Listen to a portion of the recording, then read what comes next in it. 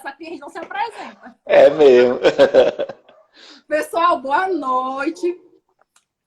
Meu nome é Tereza, porque eu nunca me apresento nas minhas lives, porque eu acho que só tem gente que me conhece, né? Então, assim, o seu povo, né? Então, meu nome é Tereza, sou engenheira de alimentos, trabalho na Secretaria de Saúde, né? Eu trabalho no setor de vigilância sanitária, sou sanitarista, e também fiscalizo indústrias, tal, porque o Estado agora só fiscaliza alto risco. Então, eu só fiscalizo agora indústria, setores de alto risco aí, sanitário.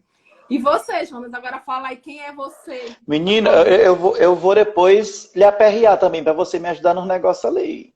A Rocha, Como, claro, como vigilância sanitária. Então, a Tereza é uma querida, né? A gente se conhece desde a época de faculdade.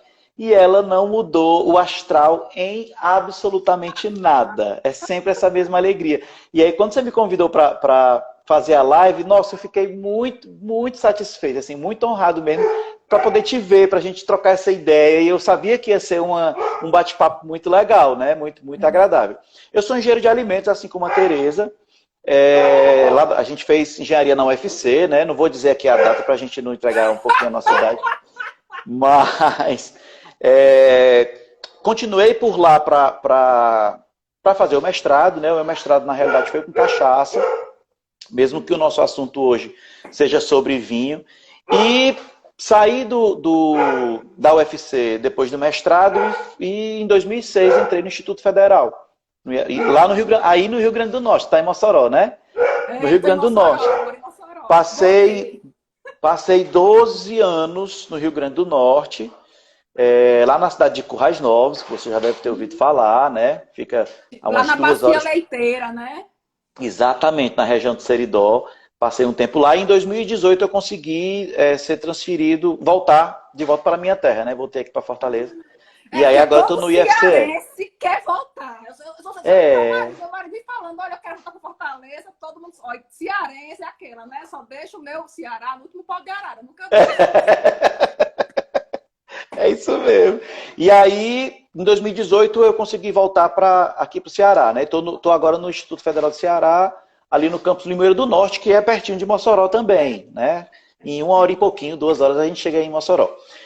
O meu doutorado foi também na UFC, só que no doutorado eu saí um pouquinho da parte de bebidas alcoólicas, continuei trabalhando com biotecnologia, mas a gente já puxou um pouquinho para a parte de secagem, de produção de enzima, na verdade eu trabalhei com prebióticos, né, elaboração de prebióticos e a inserção desses prebióticos em sucos de fruta, na forma de pó. E aí a gente acabou que conversando nessas lives, né? O Alan estava dizendo aqui que eu sou agora o homem das lives, que toda vez que estou fazendo live. Eu tô na sua cola, meu filho. Você não pode aparecer que eu fico assim. Ô, coisa boa, eu fico muito feliz. Aula, Jonas, é uma aula que você dá, assim, porque teve muita coisa que eu não vi no curso da gente, né? Então, e já faz um tempinho, né? Não vou dizer quanto tempo não, mas já tem um tempinho aí que a gente fez enzimologia e tecnologia das fermentações. Você sabe que, não sei se você estudou com o professor Renato Casimiro, né? E aí, o meu sonho de vida lá na UFC era olhar assim para ele e dizer, oh, meu Deus, quando eu crescer eu quero ser igual a esse homem. Né? Então, sempre foi minha inspiração nessa parte de fermentado. E aí, por que a gente trabalhar com vinho, né? Eu já participei de mais umas 2 lives, uma com um grande amigo meu ex-aluno, o Michael, tu assistiu, que foi no perfil @TechSilveira. E aí, na live dele, a gente falou de outras bebidas, falamos de cerveja, falamos de cachaça, falamos sobre as embalagens, então foi um apanhado aí de muita coisa. E há uns 15 dias, mais ou menos, eu fui convidado para participar da Semana de Química lá do IFRN, do campus Nova Cruz, e aí a gente falou novamente de bebida alcoólica. Eu disse, nossa, quer dizer que esse cara aí se garante? Não, na verdade, eu sou um apreciador, e aí quando a gente vai falar de vinho, toda vida que eu tenho que palestrar a respeito do assunto, eu começo dizendo que eu não sou sommelier, eu não sou enólogo, né? Nós somos engenheiros de alimentos, eu não me especializei nisso, né? O máximo que eu ainda estudei um pouquinho mais foi cachaça na época do mestrado, mas eu costumo dizer que eu sou um enófilo, né? Eu gosto de vinho e tenho curiosidade porque o assunto é muito interessante.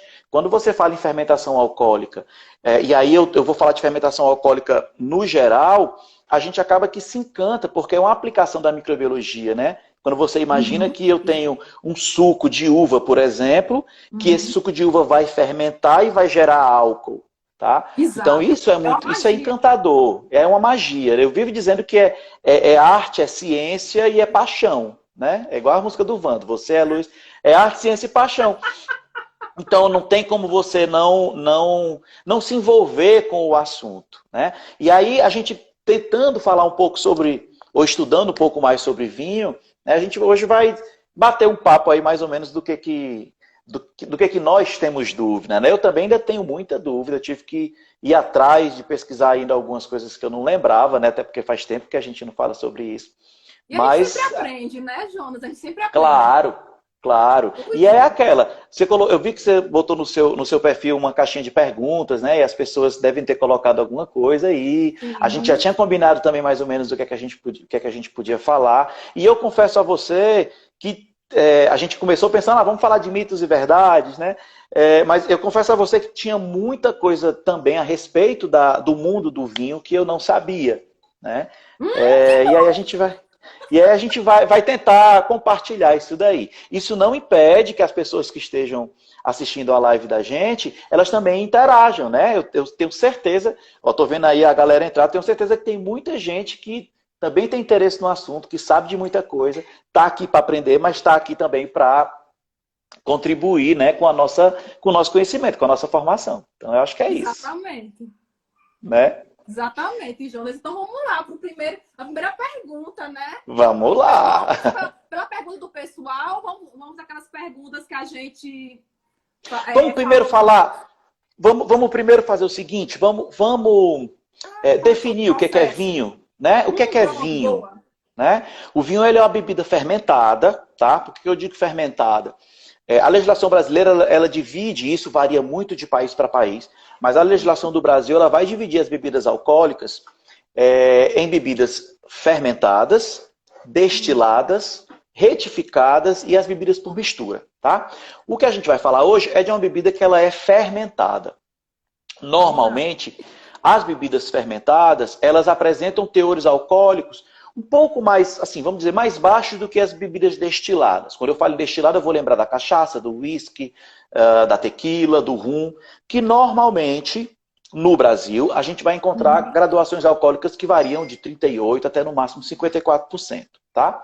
As bebidas fermentadas, que aí a gente inclui a cerveja, o vinho, o hidromel, a ginger beer, né? Outras bebidas ancestrais, né? Bebidas, vamos dizer, que a gente quase nem escuta, não ouve falar aqui no Brasil, elas apresentam graduações alcoólicas um pouco mais baixas. Né? A gente vai encontrar vinhos aí girando em torno de 13%, 15% em etanol. Enquanto que cervejas, por exemplo, a gente encontra cervejas, no geral, 5%. Né? Apesar de que eu já vi no mercado cervejas de 13%. Por exemplo, tá? Mas normalmente os teores alcoólicos são mais baixos do que as destiladas. O vinho, por sua vez, ele é um destilado alcoólico obtido do suco de uva, tá? Teoricamente, eu posso fermentar qualquer tipo de suco. Se eu pegar um suco de laranja e colocar um fermento para que aquele fermento produza o etanol, produza o álcool e outras substâncias que vão dar o sabor característico daquilo ali, daquele fermentado, eu teria até 2008, eu poderia dizer que aquilo ali era um vinho de laranja. Se eu fizesse jabuticaba, um vinho de jabuticaba. E por aí vai. A partir de 2008, né? Isso antigamente. A partir de 2008, o termo vinho ele é aplicado simplesmente, unicamente para o fermentado obtido do suco de uva. Né? Então, o vinho ele é um fermentado obtido de uvas, chamadas uvas viníferas, tá? Para a gente não pensar que, opa, vou comprar ali uma uva Itália, uma uva Thompson sem caroço. Vou processar aqui. Dá para fazer vinho? Dá, porque a literatura ela confirma que qualquer líquido açucarado ele pode ser fermentado e pode haver produção de álcool aí. Né? Mas não são uvas viníferas, como a gente tinha comentado, são uvas de mesa. Né? Normalmente são uvas que são uvas que são maiores, elas são maiores, têm mais água. Tem mais água e aí vai ter menos açúcar. As uvas para vinho são uvas que normalmente são menores, mas elas são mais concentradas em açúcar. A palavra-chave, o componente-chave é o açúcar presente, né? Então, feito de uvas viníferas, e aí as uvas viníferas, elas são divididas em dois grupos, as chamadas vites vinífera, que dá origem aos vinhos nobres e vinhos especiais, e as vites labrusca, que dão origem a vinhos comuns. Isso não quer dizer que o meu vinho comum ele é pior, né, do que um vinho nobre. Claro que o próprio nome já nos remete, né, uma Cabernet Sauvignon, um Carmenet, uma uva Taná, que são os tipos de uva, a vinhos de categoria, né, mais elevada. Mas nós temos vinhos também obtidos de uvas comuns que são de qualidade também. E aí, quando eu falo em qualidade, eu gosto muito de dizer o seguinte: o que torna um vinho interessante, claro, a gente vai falar, né, do que o vinho é composto, mas o que vai tornar o vinho interessante para você é o seu paladar, é o seu gosto, né? Para que a gente não seja o que eu chamo de bebedor de rótulo. Porque eu posso pegar um rótulo de uma garrafa de vinho e olhar lá no rótulo que ele é servido, ele é recomendado para ser servido com massas de molho vermelho, que ele tem graduação alcoólica de 11%, que ele foi feito na região, sei lá, de Champagne, que ele foi... Eu posso ter esse monte de informação, mas na hora que eu vou beber, eu não gosto. Então, assim, eu não condeno, né? Tem gente que adora vinho doce, né? Ou vinho suave, né? Porque é docinho. Então, o gosto, realmente, o gosto popular está para os vinhos doces, né? Para os vinhos suaves, que recebe esse nome porque eu tenho aí acima de 20 gramas por litro de açúcar, né? Na forma de sacarose. Então, acima de 20 gramas por litro, a gente vai chamar de vinho doce. Eu prefiro vinhos semissecos, ou demi-sec, como chama, ou os vinhos secos. Tá? O que é isso? Os vinhos semissecos, eles têm uma concentração de açúcar menor, entre 5 e 15 gramas por litro, mais ou menos. E os vinhos secos têm menos que 5 gramas por litro de açúcar, na forma de sacarose. Tá? Por que eu acho melhor vinho seco? Porque a gente acostuma o paladar a perceber as nuances de sabor que aquele vinho quer me proporcionar. Se eu tomo um vinho que é muito doce, a primeira coisa que eu vou sentir é o sabor do açúcar. Dependendo do vinho, aí eu vou tentar achar alguma coisa no que diz respeito à uva. Mas os vinhos secos, o interesse aos vinhos secos é exatamente porque nós temos aí uma possibilidade de perceber o tanto de sabores e de aromas que a uva vai proporcionar. E esses sabores e aromas, eles vão variar de acordo com a uva, que consequentemente vai variar de acordo com o local ou terroir que a uva foi cultivada, né? Então eu tenho características, por exemplo, de um Cabernet Sauvignon que é francês, que vai me dar sabor totalmente, assim, bem diferente de uvas Taná, que tem característica uruguaia. Né? Você falou aí dos vinhos franceses, e aí eu disse que eu lembrava de outros lugares além da França. A França tem excelentes vinhos, né? Assim como a Itália tem, assim como a Argentina também tem, mesmo eu não gostando muito dos vinhos argentinos. O Chile também, o Brasil, né? Nós temos a região do Vale dos Vinhedos, lá em Bento Gonçalves, e aqui na região de Petrolina, uma região vitivinícola que traz vinhos muito bons, né? Desde vinhos tintos até vinhos brancos, ou mesmo a questão dos vinhos espumantes. Alguém está perguntando aí a respeito do vinho verde de Portugal. Vinho verde é uma delícia, eu adoro vinho verde. A gente esteve em Portugal agora no final do ano, antes da pandemia, né? E aí a gente tomou muito vinho verde. O que é o vinho verde? O vinho verde ele é um vinho... moda, né? Pois é. Aí por que o vinho... Eu acho que o vinho verde está na moda. O vinho verde, assim como outros vinhos brancos, né, eles apresentam uma acidez que é interessante para o paladar das pessoas. Normalmente vinhos brancos, e no caso o vinho verde vai entrar aí nessa designação, eles são vinhos que são feitos para ser tomado gelado. A acidez, ela vai pedir um vinho um pouquinho mais gelado. E isso acaba dando isso dá mais refrescância, dá muito mais refrescância. A gente tem até algumas regras gerais que dizem o seguinte: de dia, toma vinho branco ou vinho verde. À noite, toma vinho tinto. Claro que é como eu falei, tudo vai depender da sua preferência. Eu não vou ditar aqui a regra quem faz é você, né? Desde que você tome vinho, certo? Por que eu estou dizendo isso? Existem alguns produtos no mercado que, na verdade, eles são bebidas por mistura. Eu tenho ali vinho, que pode ser até um vinho de qualidade, mas eu tenho junto daquilo uma composição de aroma de uva, aroma, açúcar, corante, água e vinho. Corante? Um vinho? Corante também. Não, bebida por mistura. Essa eu não sabia. Não é vinho. Não é vinho. O vinho ele não pode ser adicionado de nenhum elemento corante, nenhum elemento aromatizante. Né? A legislação não permite isso. Mas as bebidas por mistura, que não se enquadram no vinho, tá? Tem mais ou menos essa composição. Depois vocês podem, quando forem procurar os vinhos, eu vou dizer assim, dos mais baratotais, que todo mundo chama vinho, eu costumo dizer assim, aqueles que têm nome de santo, alguém falou aí, é só enganação? Não é que é enganação, pelo amor de Deus, porque senão eu vou ser processado. Mas não é vinho, gente. É bebida por mistura, tá? E a legislação ela permite isso, não tem problema não. Por quê? Ora, eu como produtor de vinho, eu quero atingir a todas as classes sociais, né? Nós mesmo, quando eu era estudante, eu tenho certeza que a gente tomava, eu dou minha cara a tapa. Então eu já tomo vinho de garrafão nas caloradas. Pois é, que a gente disse, né? Então tem algumas bebidas, né? É uma bebida por mistura. Teve um ex-aluno meu aí, Felipe, colocou a bebida por mistura, né? Tem o quê? Saquê. Ah, pois é, ainda.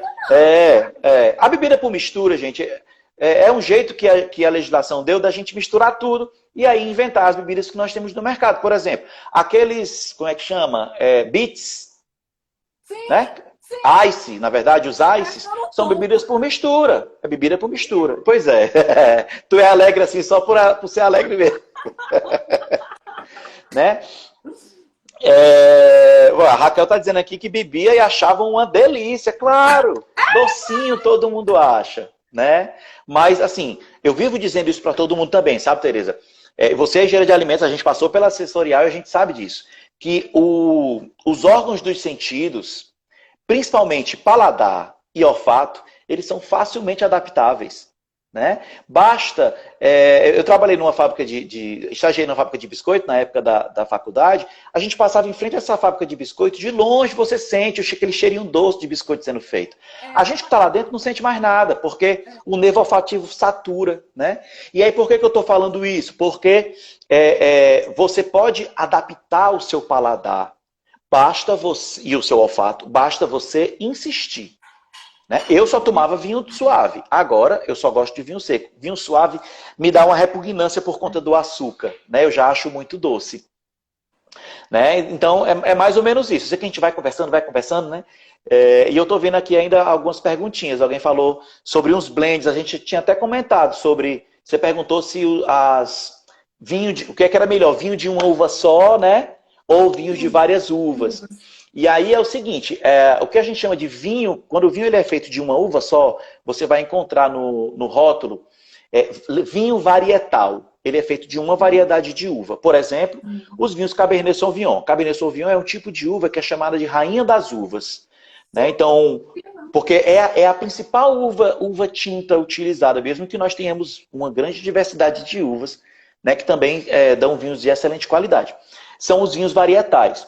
Existem vinhos que são chamados vinhos de corte, ou blend, né, os vinhos que são, ou vinhos assemblage, que normalmente são vinhos que são feitos de misturas de duas ou mais uvas.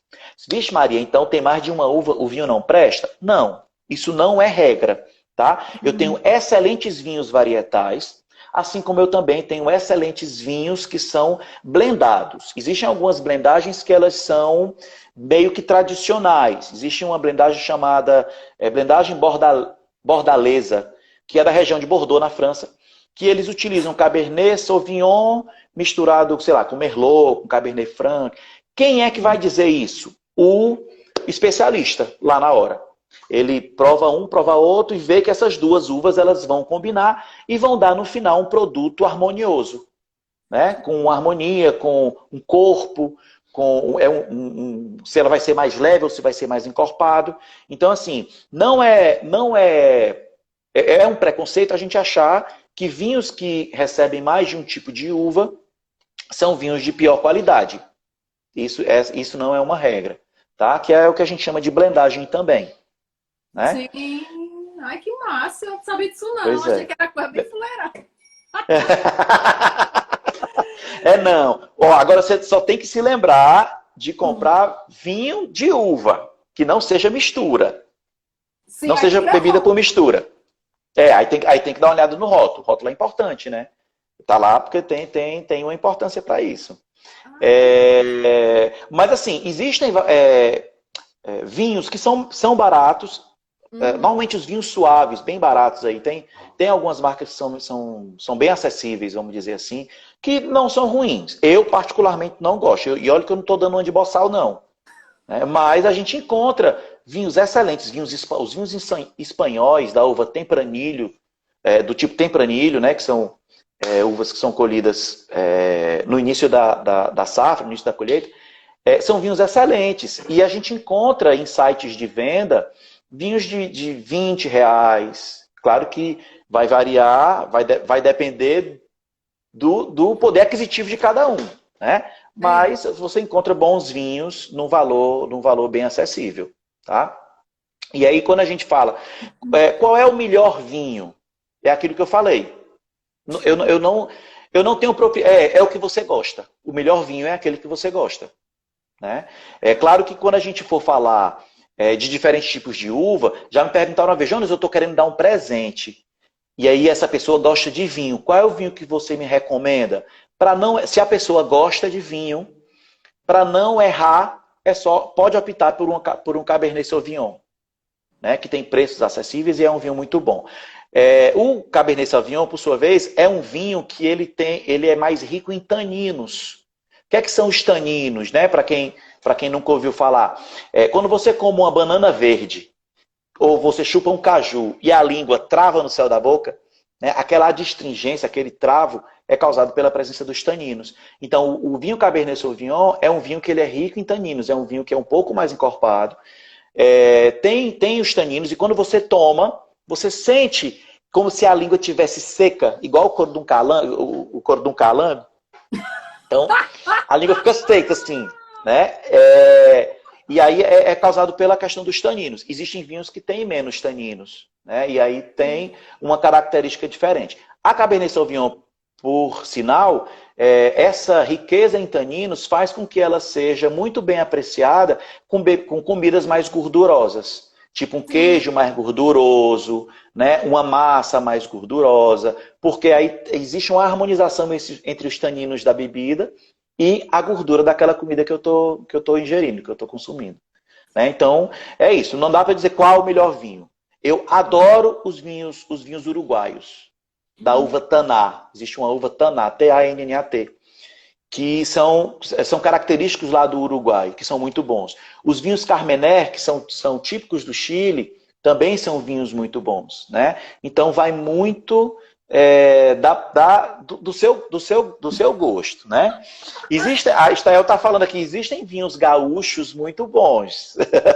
Estaelzinha, cara, você tá dizendo. Ei, quem entrou aí também foi Jaque, Jaqueline, Ela maravilhosa. falou comigo hoje mais cedo, minha filha, dizendo assim, eu vou entrar, porque é massa. Tá Aí ela lá, perguntando quanto. Aí a preocupação da Jaque é assim, quanto mais velho, menor, né? Eu melhor. tenho aqui, quanto mais velho, melhor. Muita gente chega para mim, modéstia à parte, né? Diz assim, hoje nós está igual vinho, quanto mais velho, melhor. Na verdade, existem determinados tipos de vinho que realmente, quanto mais velhos, mais saborosos, né? mais elegantes eles vão ser. O termo elegância é um termo típico para vinhos que passaram por um tempo de guarda, um tempo de maturação mais elevado. Não são todos, tá? Boa parte... Vamos dividir agora, por exemplo, os vinhos tintos.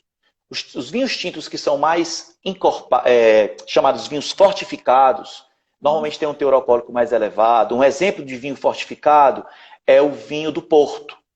Ele é mais doce, ele também tem um teor alcoólico um pouquinho mais elevado. Vinhos fortificados, eles aguentam um tempo de guarda, uma maturação, vamos dizer assim, um amadurecimento por um tempo maior. A gente tem relatos aí de vinhos fortificados que podem chegar até 50 anos envelhecendo, tá? Mas boa parte dos vinhos que nós temos acesso, né, que não são os mais caros, claro, quanto mais maduro, ele vai ser um pouquinho mais caro. Os vinhos que nós temos acesso, normalmente são vinhos para serem tomados jovens, tá?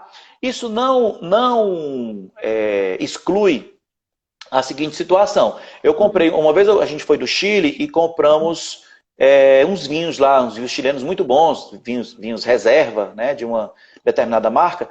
E a gente viajou para o Chile já tem mais de 6 anos, acho que tem mais ou menos isso. E os vinhos estavam excelentes. Né? Alguns vinhos tintos eles podem ter um tempo de guarda que varia entre 5, 8 ou 10 anos. Tá? E aí, como é que a gente vai saber? Só pesquisando. Enquanto que existem vinhos tintos que você tem que tomar logo. Tá? No caso dos tintos. Os vinhos brancos, normalmente os vinhos brancos eles são feitos para serem tomados logo. Tá? E aí a gente tem inclusive um sinal, né, que me diz quando é que aquele vinho branco ele deve ser tomado logo. Não sei se tu já percebeu, mas as maneiras de se tampar um vinho, a gente tem as rolhas de cortiça, né? E existem agora as rolhas sintéticas e o screw cap, que é aquelas garrafas que têm uma abertura fácil. Que né? a gente tem até um preconceito, achar que aquilo ali não presta, né? Pois é, mas não é. Sabe o que é? Se a gente for perceber, as garrafas que têm rolhas sintéticas, ou mesmo agora é mais recente, essa abertura fácil, são garrafas de vinho branco. Né? Porque são vinhos que a gente compra e não guarda durante muito tempo. Se a gente perceber, as garrafas de vinho branco, normalmente, salvo um vinho alemão aí, que agora não vou saber falar o nome, mas normalmente os vinhos brancos ele vem em garrafas transparentes. E os vinhos tintos em garrafas escuras. Né? Para que eu tenha uma menor intervenção aí da luz na alteração do sabor e na alteração da cor daquele vinho. Tá? Então, é puro preconceito, né? Os vinhos brancos com aquela abertura mais fácil ou mesmo rolhas sintéticas.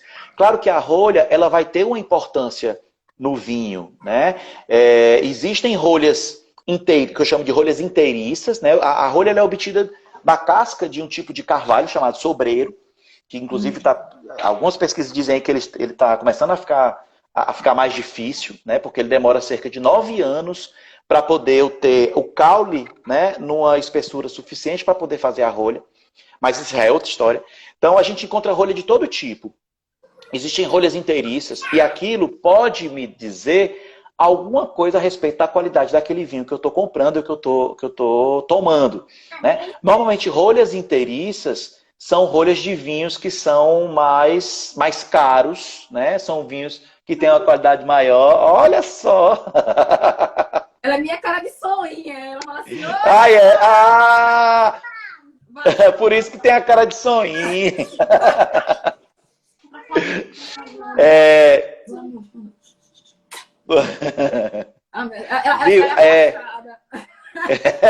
Não puxou a mãe nadinha, eu acho que puxou o pai, por certo. Né? Sim, sim. Hoje tem. Volta aí que eu me desconcentrei total, diga aí. Sim, ele tá falando da rolha. E aí, as rolhas inteiriças normalmente são de vinhos que têm realmente uma qualidade maior, são vinhos que são mais caros, são vinhos do tipo reserva. Existem algumas rolhas que são feitas de aglomerado. Você olhar a rolha bem direitinho, é um monte de aglomeradozinho de cortiça. Fica um pedaço dentro. que fica o pedaço, pois é. E aí isso é péssimo. Não é legal deixar um pedaço de rolha dentro do vinho, né? Porque eu posso passar para o vinho o sabor da rolha e às vezes esse sabor não é agradável. Você pode sentir gosto, cheiro de chulé, gosto de rolha, gosto de mofo por conta da rolha, né? As rolhas inteiriças realmente dão uma qualidade maior a determinados tipos de vinho. E outro detalhe da rolha, isso nas rolhas de cortiça, é aquela história, por que eu tenho que guardar o vinho deitado? Né? Quando o vinho está fechado, a gente deixa o vinho realmente na horizontal para que o líquido entre em contato com a rolha ela entumeça e eu diminua algum tipo de troca gasosa com o ambiente. Né? O oxigênio, principalmente, já que o oxigênio ele tem a capacidade de transformar o vinho em vinagre. E alguém me perguntou uma vez, depois que eu abro o vinho, quanto tempo é que eu posso consumir esse vinho? Jaqueline acabou de perguntar. Ai, foi? Ai, nem lembrava. Não tinha nem visto, eu juro a vocês. Transmissão de pensamento. É porque a sintonia aqui, minha filha, é de vidas passadas. E aí, o que é que eu vejo, né? Você abriu o vinho, não tomou todo, deixa guardado na geladeira. Quanto mais baixas as temperaturas, mais lentas as reações químicas vão acontecer. E nesse caso, depois que eu abro o vinho, a minha principal preocupação em termos de reação química é a oxidação, a interação do oxigênio com o vinho. Tá? Uma vez que ele foi aberto, guarde temperaturas mais baixas, pode guardar tampado com a própria rolha e, nesse caso, guarda em pé. Você só vai guardar deitado se ele não tiver sido aberto. Mas isso é frescura. Mas se a gente for pensar, se eu abrir o vinho, eu já fiz com que o oxigênio entrasse entrasse na garrafa. Tá? Não tomei o vinho todo. Se eu guardar deitado, concorda comigo que a superfície de contato vai ser maior da garrafa? Exatamente. E aí eu tenho um contato maior no oxigênio. Ah, mas aí o vinho virou vinagre, tá com gosto azedo. Tá... Quer que eu faça? Jogo fora? Não. Usa para temperar a carne que fica uma delícia. Né? A relação, inclusive, de vinho com a gastronomia, não no sentido de harmonização, mas no sentido de fazer parte como um ingrediente nos pratos, ela não é de hoje. Né? Quando você vai fazer um risoto, por exemplo, a gente coloca em algum momento um cálice de vinho branco, porque na realidade ele vai dar um sabor agradável, característico do risoto, mas o álcool daquele vinho vai soltar o amido do grão de arroz, fazendo com que o risoto ele fique mais cremoso. Né?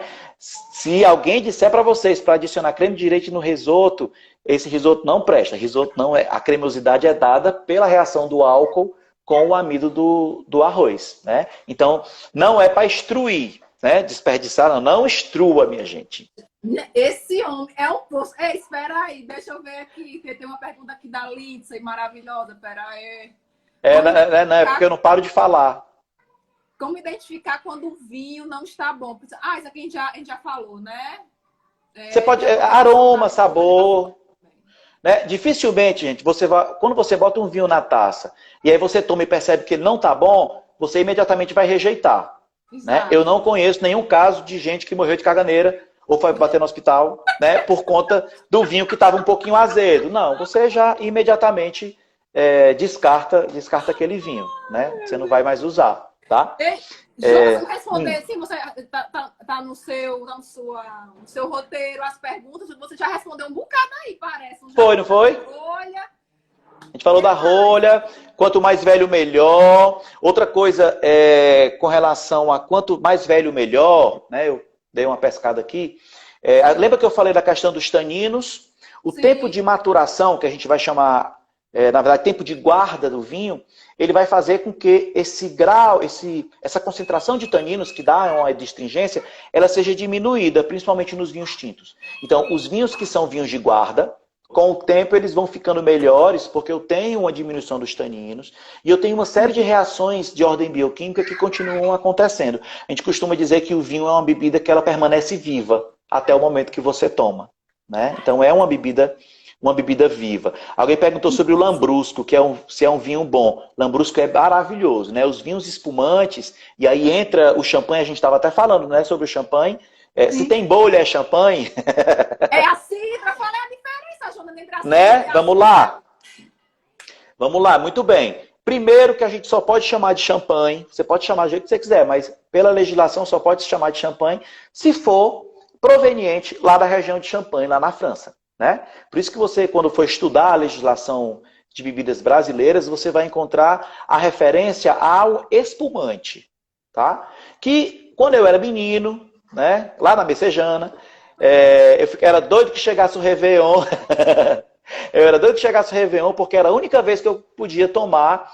Na minha cabeça era champanhe, mas na verdade era cidra, né? E a gente acabou, durante muito tempo, muita gente ainda tem esse preconceito, né? Diz, eu vou tomar espumante. E aí já associa o espumante à cidra, né? Mas na verdade, espumante só não tem o nome champanhe porque não foi feito lá, tá? Mas o champanhe, ou o espumante, como a gente conhece, ele é um vinho branco, tá? Ele é derivado de uvas brancas, de uvas verdes, ou de uvas tintas sem a casca, tá? E aí me lembra que a gente vai falar sobre essa diferença, em que, no caso do champanhe, nós temos aí duas fermentações. Ele passa por uma primeira fermentação, e depois ele é fermentado na garrafa com uma concentração maior de um xarope de açúcar, de sacarose, para que eu tenha uma refermentação e formação do CO2. Se você quiser diferenciar uma cidra de um espumante ou um champanhe, no copo basta você olhar para as bolhas. As bolhas que são provenientes da cidra são bolhas maiores, são redondas, maiores, que têm uma tendência a ficar pregadas na parede do copo. E quando elas se soltam, como um refrigerante. Porque é CO2? É CO2, é gás carbônico. Só que é um gás carbônico que foi adicionado. É uma bebida que ela foi carbonatada. No caso do champanhe ou do espumante, a gente tem CO2 ali? Tem. Só que o CO2 ele foi naturalmente produzido na garrafa. Isso vai fazer com que as bolhas elas sejam bem pequenininhas e elas sobem formando uma linha contínua. Tá? Então é um CO2 que foi naturalmente formado. Ambas as bebidas têm CO2, eu tenho níveis de pressão ali que foram aplicados, só que em um eu tenho características de soda ou de algum tipo de refrigerante, em que o gás carbônico foi adicionado. No espumante e no champanhe, o CO2 ele foi naturalmente produzido pelas leveduras, pelo fermento, e aí aquele CO2 ele vai, né, sendo liberado. Tanto não sei se você já viu, quando a gente vai fazer degustação de vinho, a gente sente o aroma do vinho, né? Depois oxigena, dá uma balançada na taça. Eu fiz assim, parece que a taça foi bater, foi longe. Mas dá uma balançada na taça para poder os aromas ficarem impregnados nas paredes e a gente sentir, né, quando ele se volatiliza. E já no champanhe a gente não precisa balançar a taça, porque o próprio CO2 já traz o aroma das uvas, né, o aroma do vinho, para o seu nariz. Então o champanhe e o espumante, ele é obtido de uvas brancas ou uvas tintas sem a casca ou com a casca. O que é que diferencia, né, a presença ou não da casca? É exatamente o que nós traçamos de diferença entre vinhos tintos, vinhos rosé e vinho branco. Tá? O vinho tinto ele é obtido a partir da maceração de uvas tintas, de uvas escuras, com a casca. Porque é na casca que nós vamos ter a maior quantidade de elementos corantes. As cores, né, vão estar presentes na casca, além dos flavonoides, claro. Se eu quiser fazer vinho branco, eu posso fazer vinho branco com uvas brancas e posso fazer com uvas tintas, desde que nas uvas tintas eu retire a casca. Porque senão, né, o álcool é um agente extrator, né, lá da química, ele vai atuar como um extrator e ele retira os corantes naturais da casca. Tá? Então, posso fazer vinho branco, basta eu tirar a casca. E o rosé? O rosé, a gente pode, que é um vinho que está super na moda agora também, né? Mas o vinho rosé, ele pode ser obtido de pelo menos duas maneiras, pelo menos dois processos. O primeiro deles é o que a gente chama de maceração curta. O que é isso? Peguei a uva tinta, macerei e deixei aquele suco em contato com a casca. Deixo aí, sei lá, 6 horas, dependendo do processo. Faço a retirada dessa casca para que o álcool ele extraia somente parte do corante. E aí eu tenho um vinho que ele tem aquela cor rosada por conta da presença da casca, mas o contato foi um contato muito ligeiro, foi um contato muito rápido, tá? Outra maneira que se tem é a partir do seu corte, ou a partir da sua assemblagem. Eu tenho vinhos de excelente qualidade tintos, vinhos de excelente qualidade brancos, que aí a gente pode obter os vinhos rosé. O que é mais... como um blend. O que ainda a gente encontra com uma maior facilidade é essa primeira parte, eu acho que a produção acaba que pode ser, de repente, menos complicada e a gente tem a garantia de mais sabores, né, que são retirados da uva a partir do seu contato com o álcool. Tá? Aí você pode o vinho rosé, ele é um vinho mais docinho? Não, na realidade o que ocasiona o dulçor do vinho é a presença ou de açúcar residual, resultante da fermentação, ou correção por adição de sacarose. Tá? Então a gente tem... e hoje eu vi, Tereza, eu estava pesquisando sobre isso, eu vi que existe um vinho laranja, de coloração alaranjada. O vinho alaranjado... Já inventaram essa, eu acho que não sei se é na Eslovênia. Uma amiga nossa tinha até me perguntado sobre esses vinhos alaranjados, uma amiga nossa do mestrado, Celi. E aí eu descobri que é a maceração, é a fermentação da uva branca com a casca. Aí a gente consegue obter vinhos alaranjados. Eu nunca fiz, ainda nunca vi, mas eu tinha visto isso daí. Né? E são vinhos muito bons também. O que a gente vai perceber mais em termos de paladar é em termos de acidez. Vinhos brancos normalmente são mais ácidos. Professor, o que é ácido? Você toma o vinho, depois que você engole, você sente a sua língua salivar, a sua boca salivar. Se o vinho que você tomou, ele provoca uma salivação depois que você engole, é porque eu tenho uma acidez interessante ali naquele vinho. Né? E aí os vinhos brancos são... Alguém está pedindo aí para eu responder uma pergunta da taça. Sobre a forma de pegar a taça, né? Pois é, parece frescura, né? Mas não é frescura não, minha gente. Assim, eu vou já falar o que é que de repente pode ser frescura. Mas o correto, e aí quem está dizendo isso não sou eu, tá? A história já conta, a tradição já manda, né? Os sommeliers, os enólogos. É você segurar a taça pela haste ou pela base. Não pelo corpo, pelo bojo. Por que isso? Quando você segura a taça pelo bojo, você vai transmitir calor da sua mão para o vinho. E aí o vinho ele vai esquentar mais rápido e aí pode não ser agradável para você. Mas eu gosto de tomar vinho gelado. Ok. Qual é o problema de tomar vinho gelado? Quanto mais gelada a bebida, mais, vamos dizer, dormentes os seus sensores eles vão estar. Então, se eu tomar uma bebida muito gelada e eu quero perceber naquele vinho, né, sei lá, num vinho tinto, um sabor de chocolate amargo, ou um aroma de frutas vermelhas, de framboesa, mesmo nunca tendo comido framboesa, né, porque aqui no sertão a gente não vai achar framboesa. Mas frutas vermelhas, chocolate amargo, café, eu vou precisar que aquele vinho esteja numa temperatura de maneira que eu sinta esses aromas e esses sabores. Os vinhos gelados a gente não vai conseguir perceber isso daí. Posso tomar? Pode. Você pode tomar o que você quiser, né? Não tomando veneno, então é o que importa. João, vai deixar do acetaldeído aí, que eu botei no post, o povo tá querendo... Sim, o negócio da ressaca. Tá, vamos lá.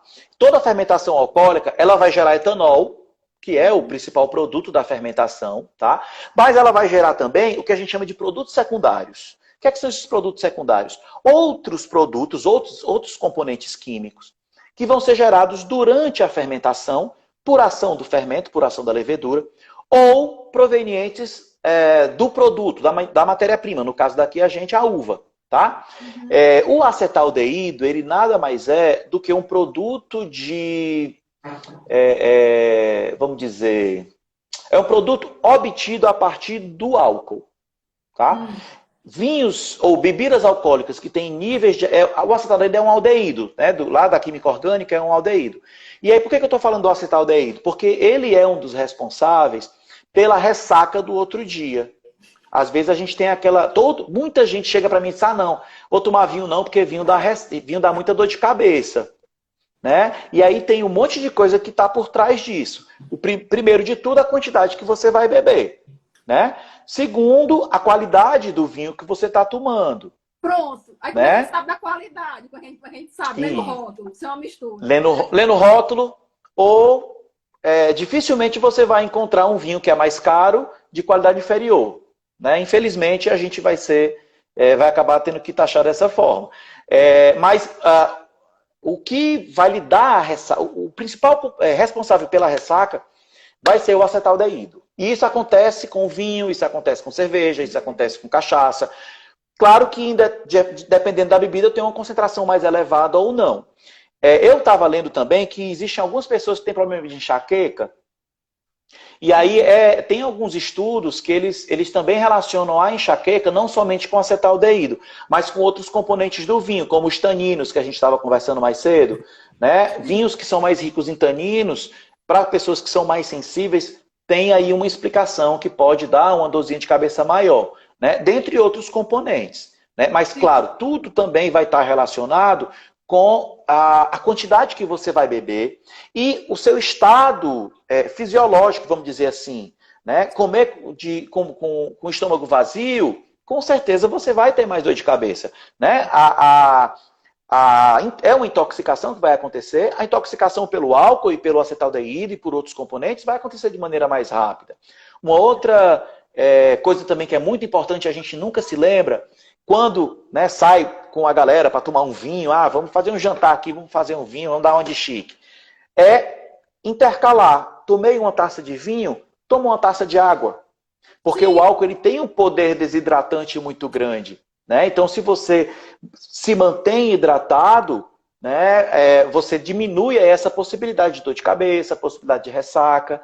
E aí, como curar a ressaca? Se você não quiser ter ressaca, não beba.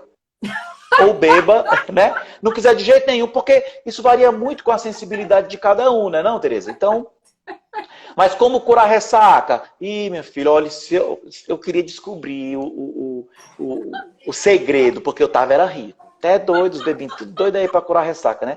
Mas você pode minimizar esses fatores. No outro dia, a ressaca ela vai aparecer de 6 horas a 8 horas, tem relatos aí até 24 horas após, 6 a 8 horas após o consumo daquela bebida que você consumiu, né? E aí, claro, sempre se manter hidratado, né? Não tem para onde. Tem uns remedinhos aí que ajudam, né? Repor os eletrólitos, na realidade, que quando você se mantém hidratado, você está repondo os seus eletrólitos aí, né? Então, eu acho que é mais ou menos. Mas o acetaldeído é um dos componentes. Quem foi da química orgânica lembra disso? Já que perguntou aqui, a última pergunta, viu, pessoal? Já vai acabar? Já, incrível.